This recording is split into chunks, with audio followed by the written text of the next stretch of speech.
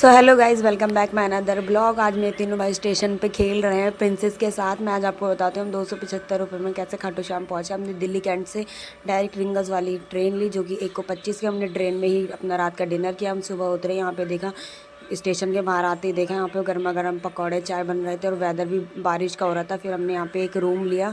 यहाँ से हमने नहाने धोने के लिए एक रूम लिया था, ताकि हम फिर नहा कर ही मंदिर जाए। नहाने धोने के बाद हमने मंदिर जाने के लिए हमें रास्ते में ही उन्होंने उतार दी। यहाँ से हमने शॉपिंग वगैरह की, थोड़े प्रसाद वगैरह लिए, झंडे वगैरह।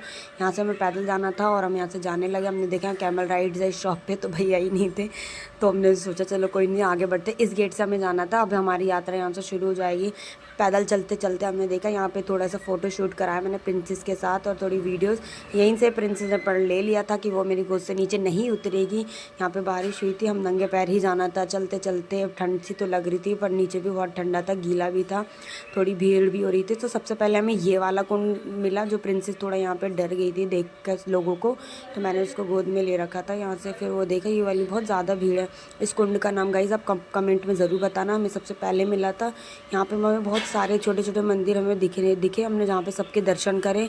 फिर हम यहाँ से निकलने के बाद हमें चलते चलते हमें फिर फाइनली खाटू श्याम जी के भी दर्शन करने थे, तो हम वहाँ निकल पड़े थे। तो फिर वहाँ पे हमने रास्ते में देखा यहाँ पे मतलब भीड़ कम थी, क्योंकि हम सुबह सुबह ही चले गए थे। फिर हम यहाँ पे गए, यहाँ पे मतलब प्रिंसेस में तो भाई गोद में ही थी, इस पे नहीं उतरना था। यहाँ पे देखा मतलब लोग हम मुझे ही देखे जा रहे थे कि मैं क्या कर रही हूँ। फिर लोगों ने बोला यहाँ वीडियो मत बनाओ बाबा की। फिर भी मैंने एक छोटा सा वीडियो मैंने बना ही लिया। ये देखो फाइनली हरे का सहारा बाबा श्याम है हमारे। कहते हैं अगर आपको यहाँ सच्चे दिल से बुलावा आता ना, तो फिर आपको कोई नहीं रोक सकता, आप कैसे भी यहाँ पहुँच ही जाते हो। तो गाइस हम लोग भी पहुँच गए थे, हमारी बहुत श्रद्धा थी मन से आने का, तो हमने यहाँ के दर्शन किए। फिर यहाँ से हम आने के बाद हम एग्ज़िट करने लगे। एग्ज़िट के लिए भी काफ़ी भीड़ होने शुरू हो गई थी। फिर प्रिंसेस ज़िद करने लगी कि मुझे यहाँ से वहाँ जाना है, तो मैंने नहीं प्रिंसेस अब बाहर चलते हैं। सुबह से हमने कुछ नहीं खाया था, तो हमने एक रेडी पे देखा पोहा था, तो थोड़ा पोहा तो हम सबको ही ज़्यादा पसंद है, तो हमने लिया। 30 रुपये की प्लेट थी, इसमें बहुत सारी नमकीन थी, बट मुझे कुछ खास पसंद नहीं आया। फिर यहाँ से चलने के बाद हम सबसे बड़े श्याम कुंड में पहुँच गए, यहाँ पे जहाँ पे श्री कृष्ण जी का वरदान था कि जो भी इस कुंड में नहाएगा, उसकी मतलब जो भी रोगी इस कुंड में नहाएगा, उसकी सारी बीमारी ठीक हो जाएगी, रोग निरोग हो जाए। स्किन से जितनी भी प्रॉब्लम है वो यहाँ पे ठीक हो सकती है। सभी ने, मेरी फैमिली ने हाथ मुँह धोए और थोड़ी देर पानी मतलब किसी जल में खड़े हो गए। प्रिंसेस का टिक टैक फ़ोन वाला देखा, वो कह लगे मुझे मेरी इस फ़ोन से वीडियो बनाए। फिर उसके डैडा ने उसकी वीडियो बनाई।